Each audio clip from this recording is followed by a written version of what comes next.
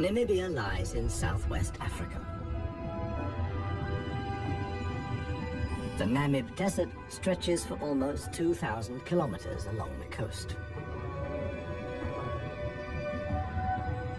To the north, the desert is crisscrossed by several dry river valleys.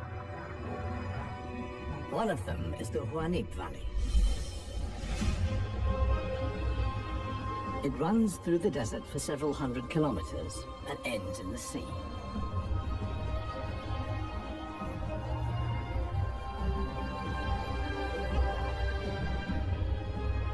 Water flows here once, at most twice a year. Only deep-rooted plants like anna trees can survive here. Only here, within the valley, can mammals exist in the long term. It is the home of the desert elephants.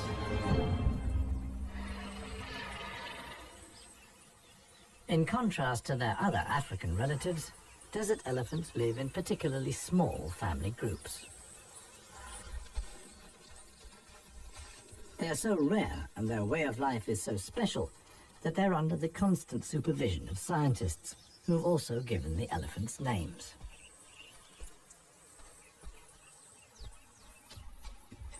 The head of this family is alpha cow Clarissa. The animals don't leave her side for a moment. Only Clarissa knows how to survive in this extreme environment. The shoots of the anna tree are now ripe.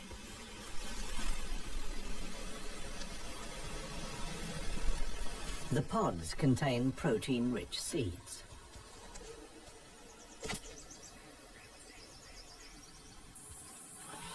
Clarissa has known every one of these trees since her childhood.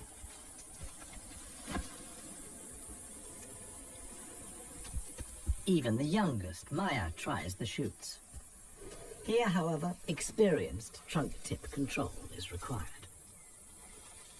It's easier for her to get the protein she needs from her mother's milk.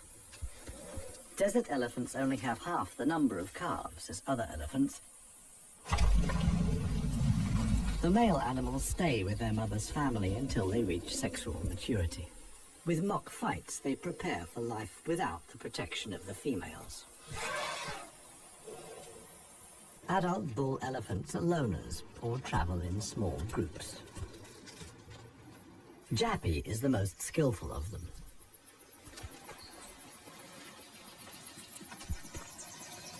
His younger brother watches enviously as Jappy brings down apparently unreachable branches from the tree.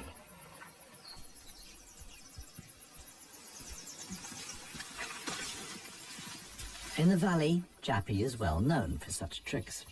He learned them from his father. Friendship among bull elephants has its limits. Jappy is certainly not willing to share his branch with his younger brother.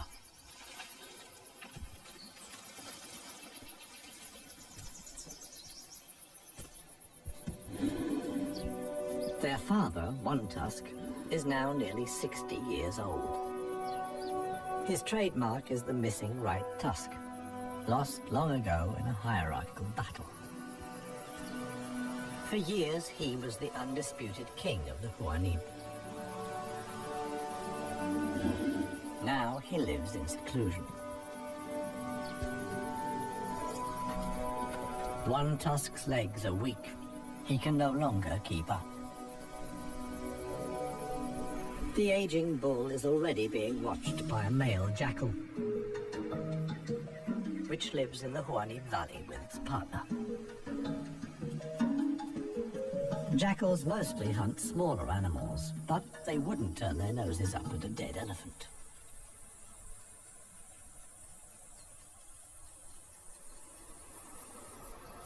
In a side valley, Clarissa has discovered a further source of food. There's a wide selection of bushes, grasses, and herbs.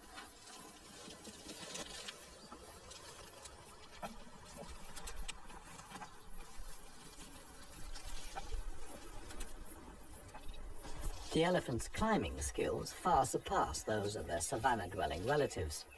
This too is a form of adaptation to their special habitat.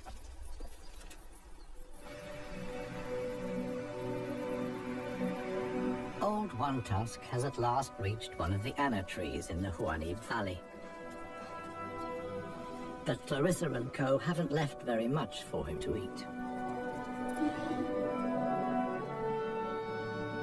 He desperately searches for something edible in the remnants. In vain.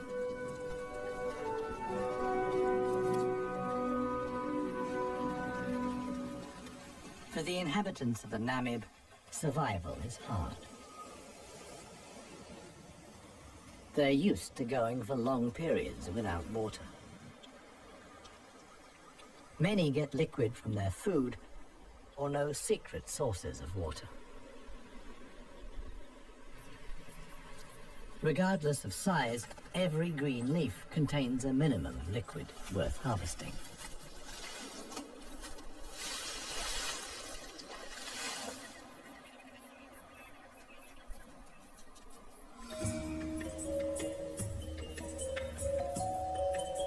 Outside the dry river valleys, there is scarcely any vegetation.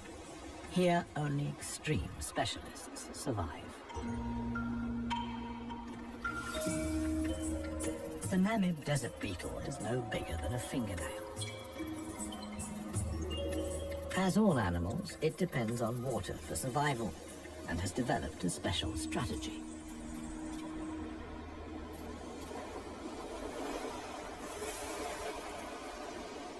Even the tiniest traces of dampness in the air condense on its carapace. In time, a drop forms, which then flows directly into the beetle's mouth. This way of life limits the distribution of desert beetles to those parts of the desert that see fog. But where does the fog come from? The Namib is one of the few deserts in the world that stretch to the sea. The cold Benguela current from the Antarctic cools the seawater to a temperature of 12 degrees Celsius. When the water reaches land, it evaporates in the warm desert air.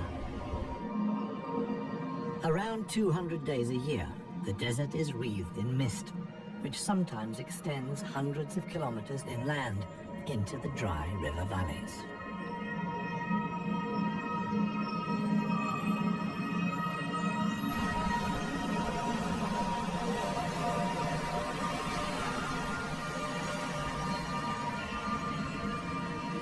The Benguela current doesn't only bring fog, it's also rich in fish. The animals that benefit most are the brown fur seals.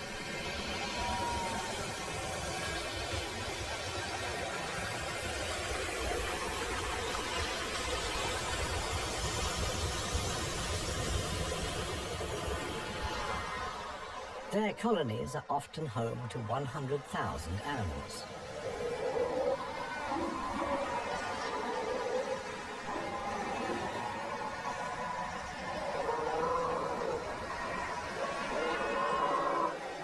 Right now, there's good reason for so many seals to congregate here. The mating season is just beginning.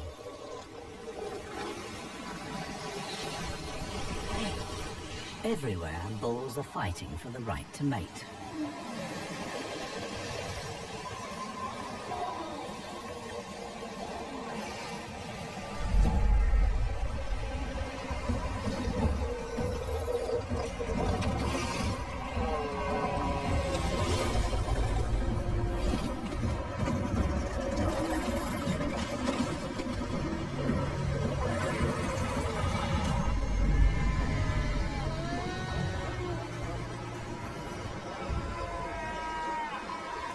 The strongest conquer a whole harem and then have their flippers full.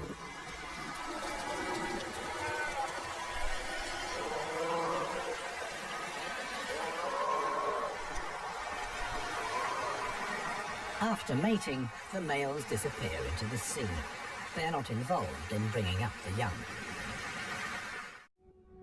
The fog sometimes penetrates as far as the Huanib Valley.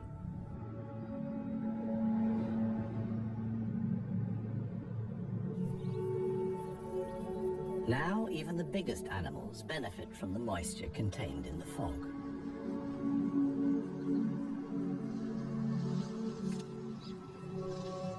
Jappy and his brother can take on a lot of liquid from the drops of dew on the plants they eat.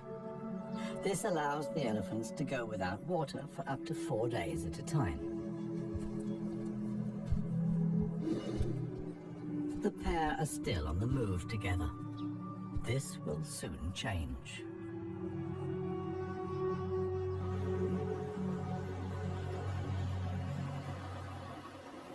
As the fog lifts, the sun illuminates a very special event.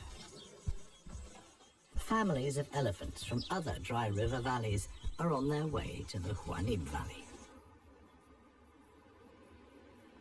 They're following the calls of their relatives, which they pick up via the soles of their feet, as via a stethoscope. More and more elephants join Clarissa's family. Some of the animals haven't seen each other for years and exchange affectionate greetings. Jappy and his brother are also aware of the arrival of the females. When it comes to attracting a cow, in a flash, companions become rivals. Once upon a time, One Tusk was also aroused by all the excitement. Today, it no longer has any significance for him. He wouldn't be able to deal with confrontations with other bulls.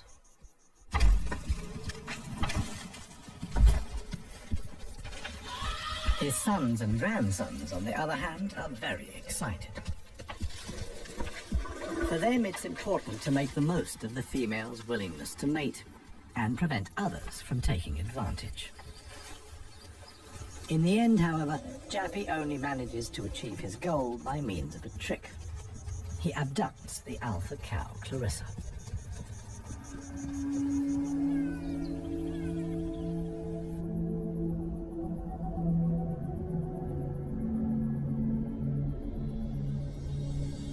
While many of the inhabitants of the valley spend the night hours asleep, this is the time of the real desert dwellers.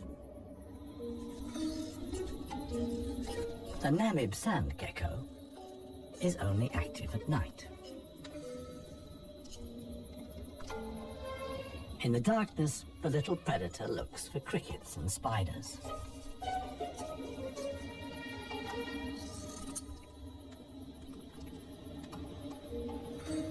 Like a frog's, its toes are webbed. This enables the lizard to seemingly fly across the dunes without sinking into the sand.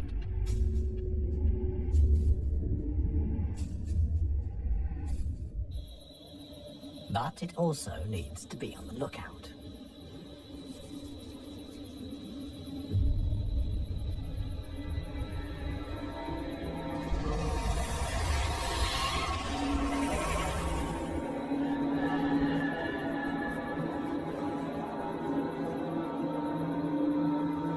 A sidewinding adder. Similar to desert elephants, beetles, and geckos, the snake has a hard life in the Namib.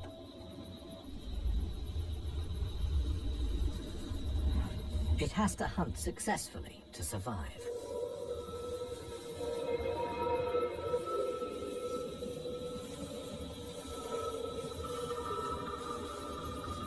Once it finds a good spot for an ambush, it goes to ground.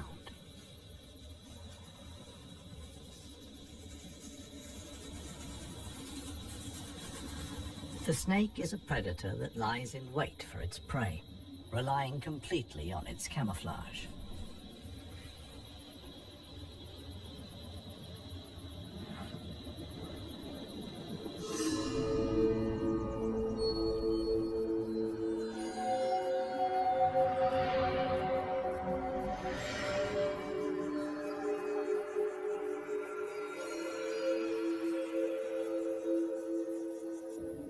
For the sensitive gecko, it's time to go. In the sun, it would quickly dehydrate. Here, too, webbed feet come in handy. The lizard uses its legs as scoops to quickly dig out astonishing underground passages. It can make tunnels 1 meter long into the ground.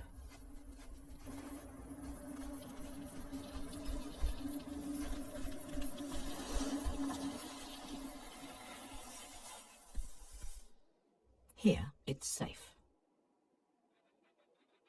Up at ground level, another gecko isn't in quite such a hurry. With good reason. The fog is coming.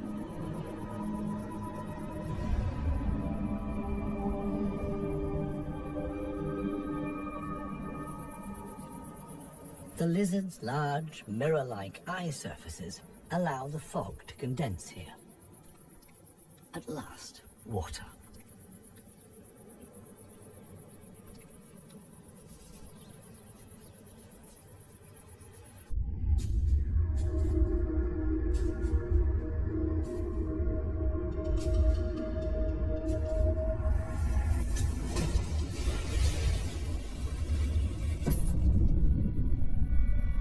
The waiting paid off. This morning, the sidewinding adder can have breakfast and get some liquid into the bargain.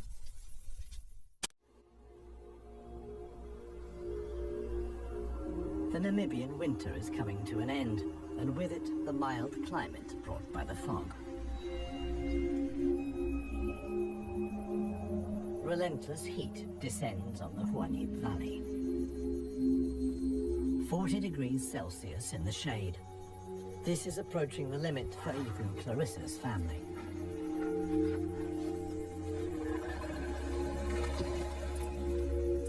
Elephants don't sweat, and so protect themselves against overheating by fanning their ears. But it seems too hot, even for that. The heat is hard to bear for all the animals, but for the youngest, the sun can be lethal. Maya is really suffering.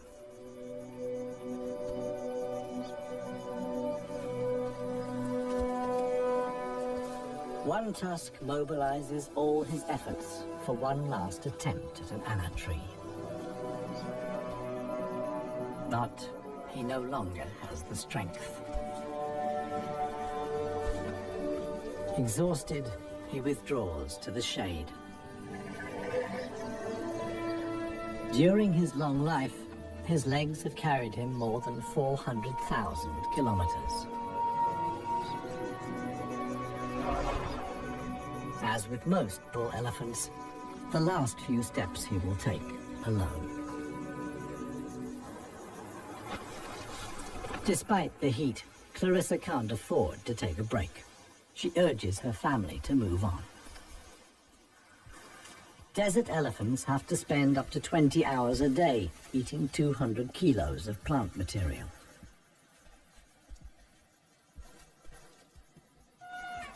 As tiring as that may be, Clarissa's family have no choice.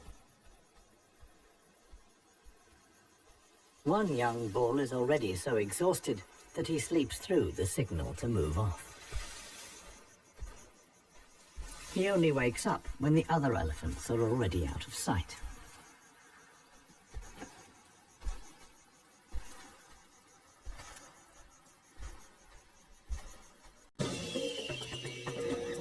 This show was created for you and your family to watch together.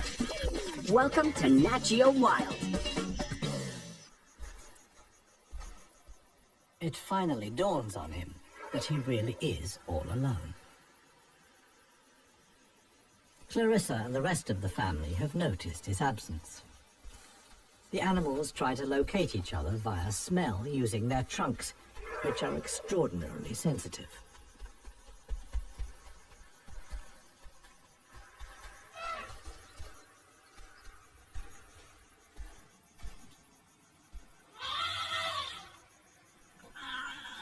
In the end, it's Maya who gives the decisive call. Now the straggler knows which way to go.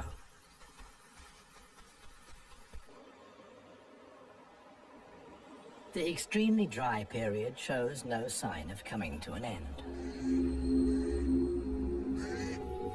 1 week later, the heat and the elephants have combined to decimate the plant life in the Huanib Valley. Vultures take up positions on the trees on the edge of the valley.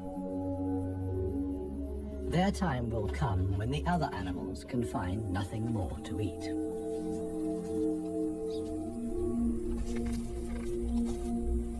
For Clarissa's family, a dead tree now becomes the sole source of food. In the desert, a tree of this size takes years to break down. And it's the elephants that turn it into food again for the other animals. They themselves only use 60% of what they eat. The rest they excrete, undigested. In this way, they distribute seeds, like those of the anna tree. Some animals, like the helmeted guinea fowl, take the majority of their food from what the elephants deposit. In times of scarcity, even the Huanib Valley baboons look for something edible in the elephant's dung.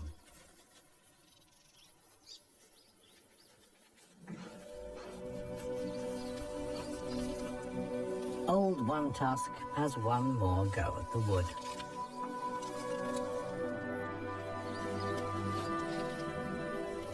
But elephant molars only grow back 6 times. One Tusk's teeth are worn out, and his attempt to eat wood the way he used to is doomed to failure. In other parts of Africa, older elephants seek out swamps where they can live for a while longer on softer leaves. Here, there is no such possibility.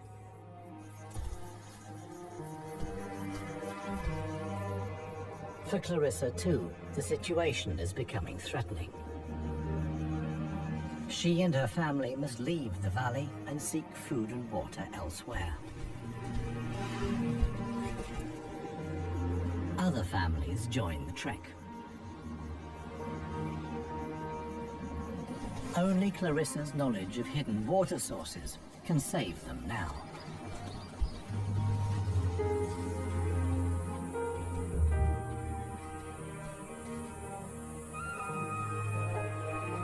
Scarcely any animals are left in the valley. Even the jackals are leaving. In their search for food, they will move along the Huanib Valley until they reach the coast. Only One Tusk is too old and too tired for the trek. The one thing that could save him now is rain that would let soft grass grow. With this slim hope, he remains behind.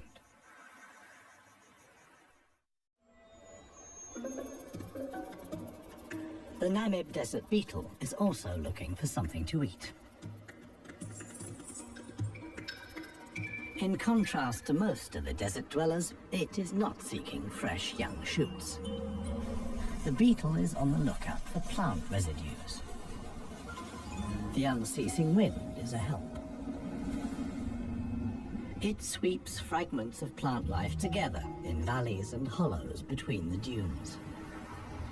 Mostly it's just a few bits of leaf. But sometimes it collects and becomes something like a herbal rubbish dump. Although the plants are completely dried out, they still contain important nutrients.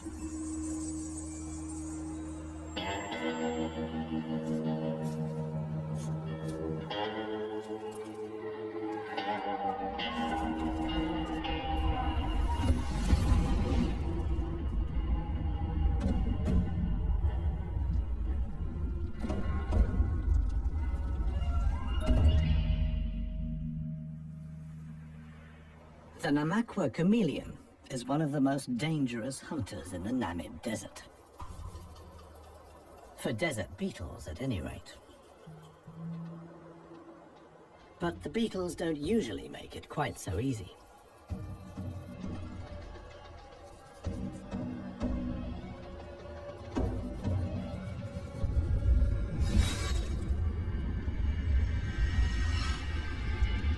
The beetles aren't only full of protein, but also provide essential liquids for the lizard.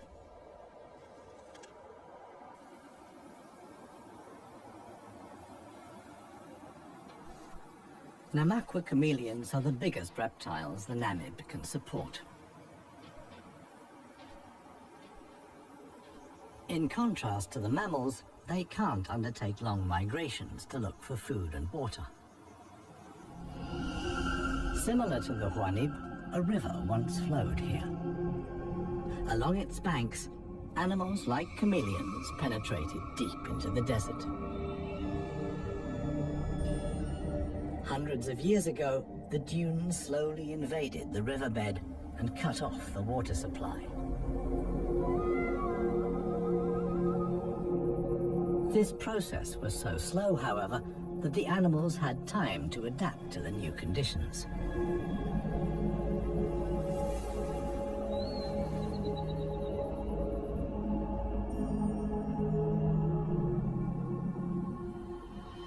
The mammals didn't need such a long period of adaptation. Their ability to migrate over long distances enabled them to conquer the desert much more quickly. The pair of jackals will soon reach the coast.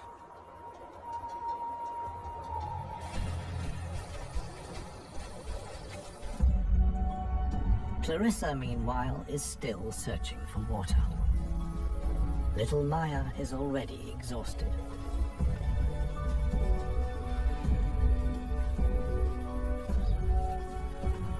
The group has to keep stopping. The animals are reaching the limits of their strength. Clarissa can produce less and less milk for her daughter. Suddenly, a commotion, as Maya sinks to her knees. But Clarissa urges her offspring onwards. It is their only chance.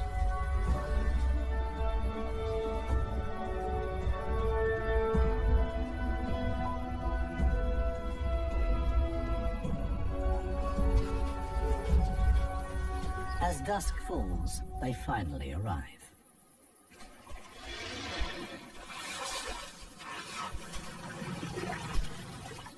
Thanks to Clarissa's knowledge, there's something to drink at last. Adult elephants can get by on 100 liters of water a day.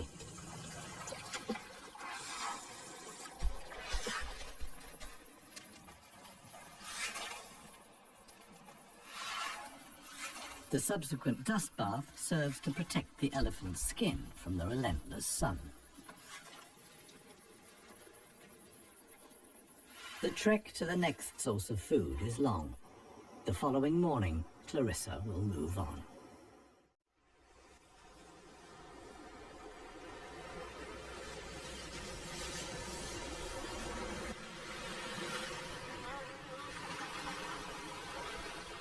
The jackals have finally reached the sea and move southwards along the coast.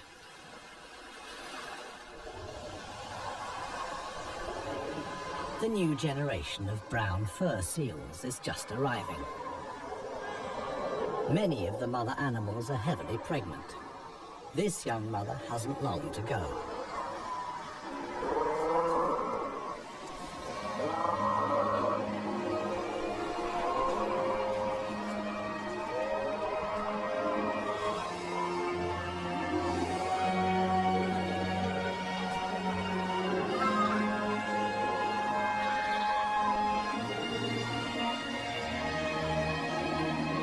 The mother at once welcomes her offspring into the world. Each voice and scent is as unique as a fingerprint. The ritual creates an unbreakable bond between mother and pup.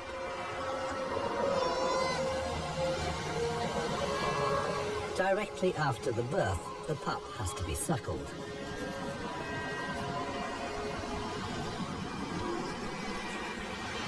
The newborn is a little clumsy.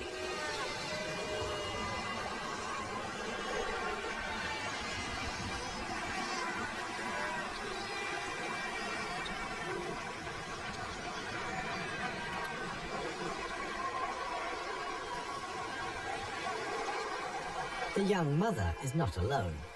Tens of thousands of other females have also given birth. Space is at a premium in the colony, a risky situation for the babies.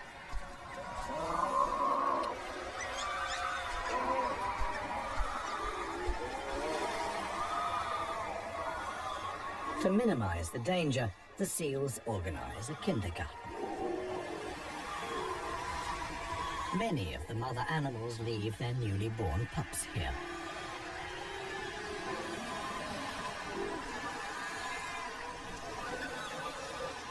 The nursery not only offers the young pups protection, but also makes it easier to find them later.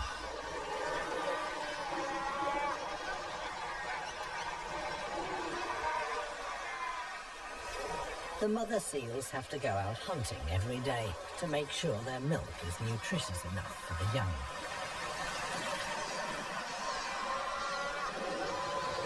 But when choosing the location of the kindergarten, they forgot about the tide.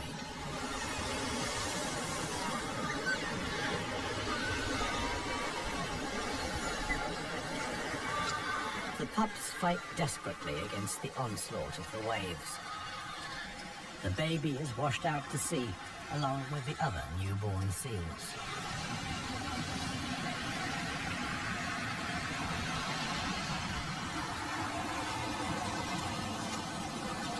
Seal pups can swim, but they don't have the protective layer of fat of adult animals. The pup fights for survival. Another is slowly but surely losing the battle. Within a few minutes, the pups are so exhausted that they can no longer keep their heads above water and drown.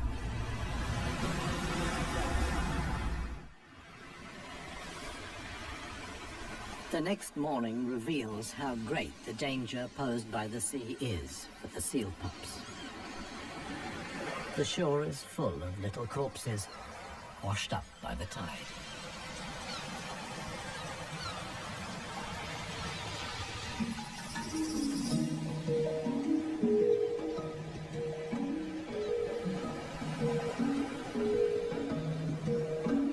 The jackals from the Huanib. The pair have traveled hundreds of kilometers from the arid valley.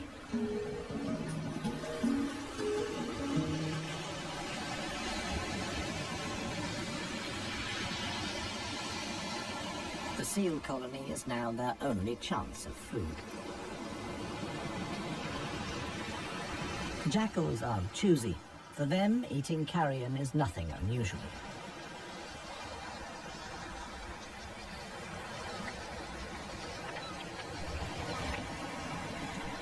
They'll be spending the coming weeks at the seal colony. Only when the pups are old enough to swim enduringly, and thus the supply of food runs out, will the jackals return to the Huanib Valley.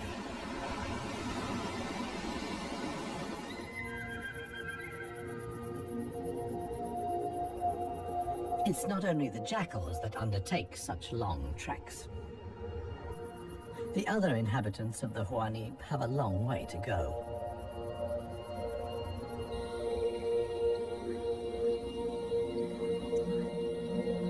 An oasis hidden deep in the desert. Oasis.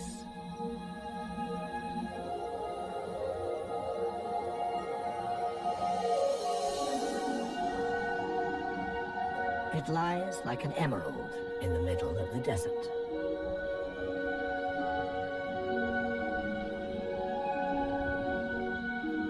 A thin band of loose vegetation lines the watering hole.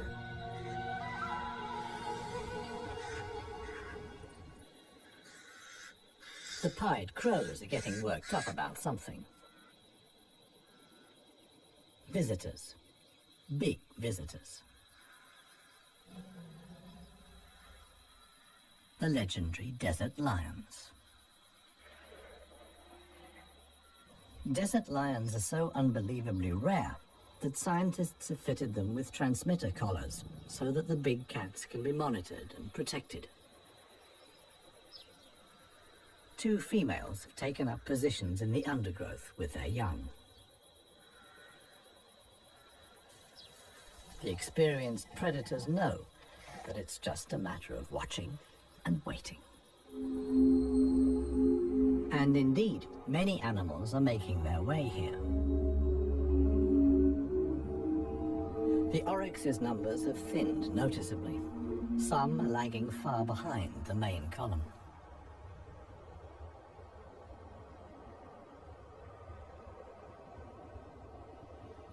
After more than 10 days' trek, the first animals finally reach the source. Cautiously, they approach the steep bank. They're in danger of sinking into the soft ground.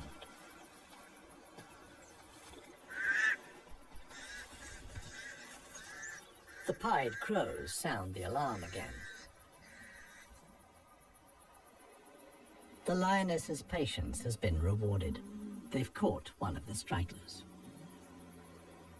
One lioness keeps the oryx in check on the ground. The hunting lioness is completely exhausted.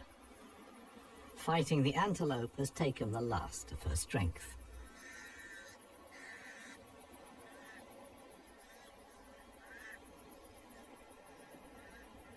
She drags herself back to the bushes to get her cubs.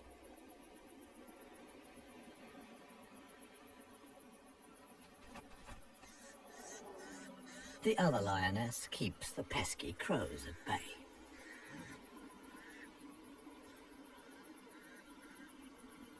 Luckily for the huntress, the cubs quickly grasp the situation. They can hardly wait to get their teeth into some fresh food. All the animals here are fighting for survival. The lionesses won this round. They've enough food now to last the coming weeks.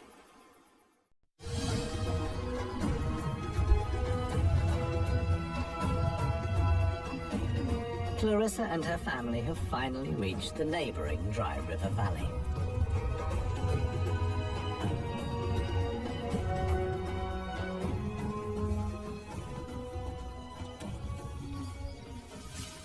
The experienced cow knew instinctively that in times of drought, there was some precious greenery here to feed on. The exhausted animals can at last fill their stomachs again.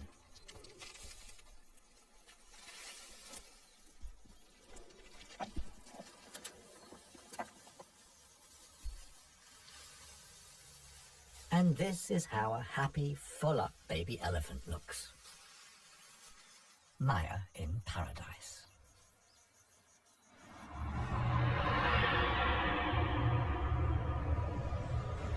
A strong wind blows in from the coast, and sandstorms form in the hinterland.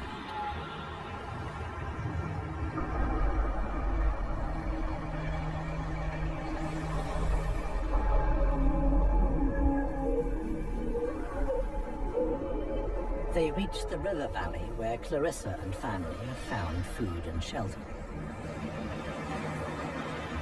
Sandstorms like these are the harbingers of heavy rain. Experienced elephant cows like Clarissa know what that means. As soon as it rains, the dry river valleys will be turned into raging torrents that wash away anything in their path. Imminent danger for the family of elephants. Time to move on again. Now the safest place to be is outside the valleys. How right Clarissa was can be seen the following day. Water in the Dry River Valley. Only every 10 years or so is the rain strong enough for the flood wave to reach the sea.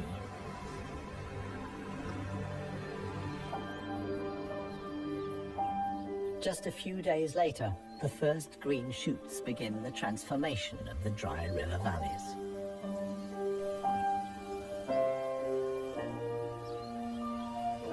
The Huanib Valley, too, is bursting with new life as the first exiles return.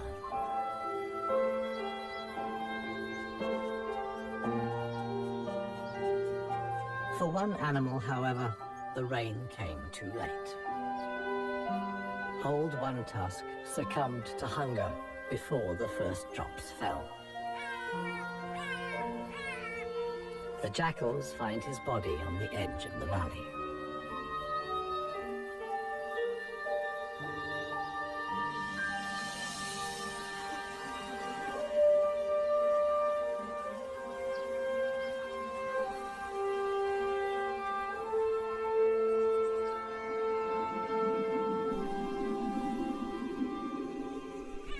The jackals don't approach the body until evening.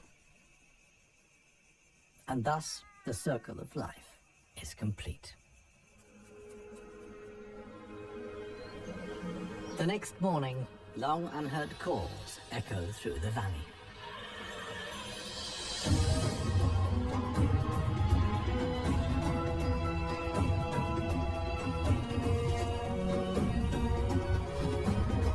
Clarissa is back. Her family survived the floods unscathed. Maya, too, is thriving. At last, the newly greened Huanib Valley comes into view.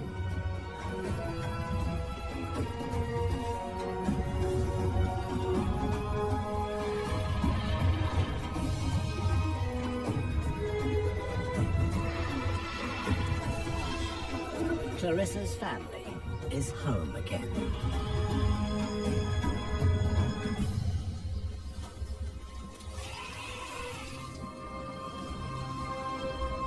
Jappy will pass on the genes of his father, One Tusk, and with them, his strength and intelligence. Clarissa is pregnant with his baby. The alpha cow will induct each new generation into the secrets of the desert elephants. This is essential for their survival.